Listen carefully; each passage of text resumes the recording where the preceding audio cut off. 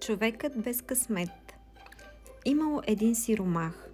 Той бил такач.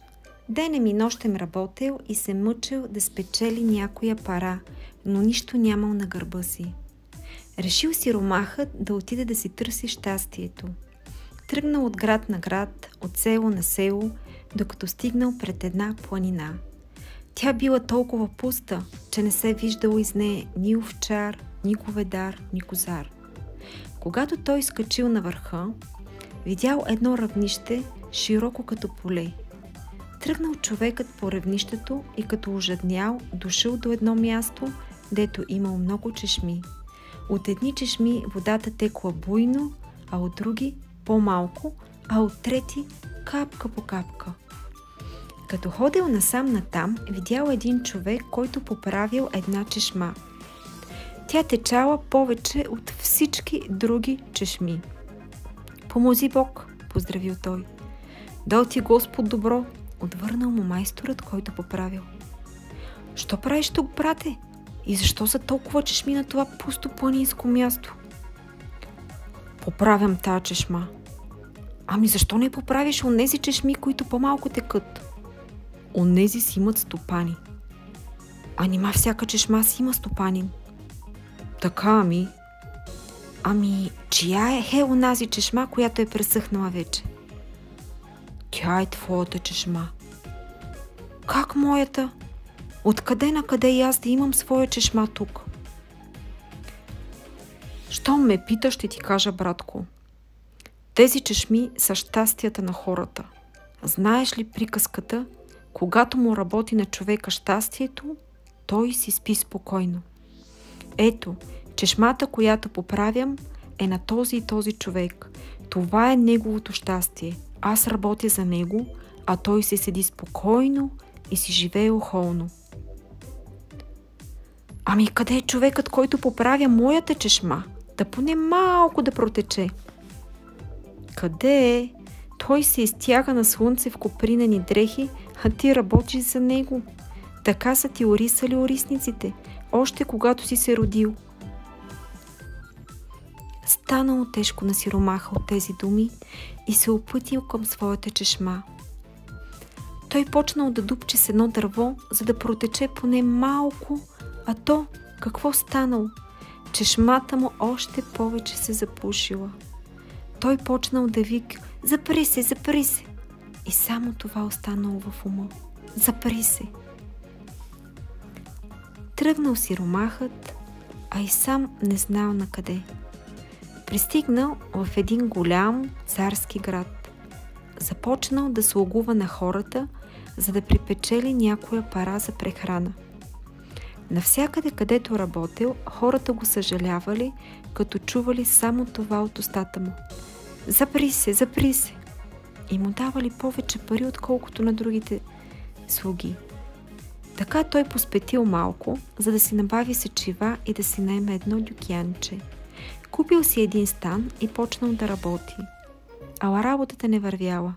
Сиромахът и за храна не могъл да изкара, а камо ли да плаща и наем. Хазяинът всеки ден му искал наема, защото минали много месеци наред, а той ни счупена пара не бил платил. Един ден царят, преоблечен, минал по улицата, където бил дюкянът. Той се поспрял и почнал да гледа как се тече платното. Царят се чудел какво си бъбри през носа такачът, но не можал да го разбере. Когато се приближил до него, чул че си приказва: "Запри се, запри се!" И си помислил: този човек е малко побъркан. Съжалил се царят над него и като си отишъл в двореца, поръчал да заколят и опекат една гъска. Напълнил царят опечената гъска с жълтици и заповядал да я занесат на сиромаха. Царските слуги занесли дара. "На ти тази гъска, изпраща ти един твой приятел да си изядеш сам." "Благодарете на приятеля ми, благодарете му много, оставете я, като свърша ще я изям." Царските слуги си отишли, а след тях ето, че дошъл хазяинът. "Я, имаш пари за печени гъски, а нямаш да си платиш наема." Вземи я, хазяине, вземи я и сладко я изяжат децата и жена си. Не е тя за мене. Някой приятел си нямал работа, да на мене сиромаха печена гъска изпратил. Откак съм се родил, кога съм ял аз печена гъска? Вземи я, твой късмет е. Хазяинът прибрал гъската и си отишъл. Когато седнал в челедта си да вечеря, разрязал гъската и що да видят? Пълна с жълтици. Гледай го, нали е смахнат? Все си остава смахнат. Иначе ще се вайкали постоянно запри се. Що не е погледнал слепецът какво има в тази гъска, че в нея има толкова много жълтици, та не само наема си да плати, ами и дюкана ми да купи. Ама що да се прави? Когато човек няма щастие, на сила нищо не може да стане. Както е казано в приказката, варено, печено, други наречено. След няколко месеца царят пак излязъл преоблечен из града да се поразходи. Минал край дюкяна на сиромаха такач и пак чул да си дума: запри се! Зачудил се царят какво направил този човек с толкова много пари, дали не са му ги откраднали. Когато се върнал от двореца, заповядал да опекат един зелник, а под корите му поставил пак жълтици. Отнесли зелника на сиромаха. Когато царските слуги си отишли, дошъл хазяинът, не толкова вече за пари, а да му се подсмива. Той видял зелника от бяло брашно, нещо го боднал в сърцето и извикал: ех, майсторе, какво да правя с теб? Не помисляш поне по някоя пара да ми дава срещу найема, а пък виж какъв зелник си поръчал. По-напред ми запуши устата с една гъска, излъгаме, че ти е пратил някой приятел, пък сега поръчал си такъв зелник, какъвто и царят не си прави. Какво е това? Пак приятел ми го изпратил, хазяине, пак приятел. Едни хора ми го донесоха. Пък и не погледнах кои бяха. Гледах си работата. Що ми трябват мене такива зелници? Моите зъби не са за тях. Току вземи го, да го отнеси да го изядеш децата. Хазяинът побутнал кората, поповдигнал я и като видял, че зълтици има в него, светнали му очите. Той бързо грабнал зелника и си отишъл, като се обръщал да не би някой да върви след него и да му го грабне. Царя след някое време пак излязъл да се разходи из града. Преоблечен, той отишъл да види какво прави такачът. Когато се доближил до дюкянчето, какво да види?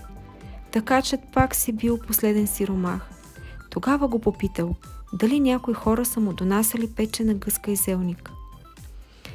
Донесоха ми, ама на мене като сиромах човек не ми приличат такива богати гозби.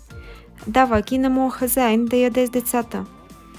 Тогава царят му рекал: я стани, ела с мен да ти дам нещо. Станал той и тръгнал след него. Царят го завел право в държавното хранилище. Дал му една торба и му казал да я напълни жълтици, колкото можел да носи. Напълнил е сиромахът и тръгнал да си ходи. По пътя му натежал и оставил на един тескях да си отпочине. Той видял един човек, че вади от една кутия енфие да си смръкне. И нема му се дощял. Човекът му дал, но докато се обърнал, торбата с парите изчезнала. Някой го дебнел и когато оставил торбата с парите, за да си смръкне енфие, му я задигнал. Той почнал да чука и да вика: върнете ми жълтиците, върнете ми ги!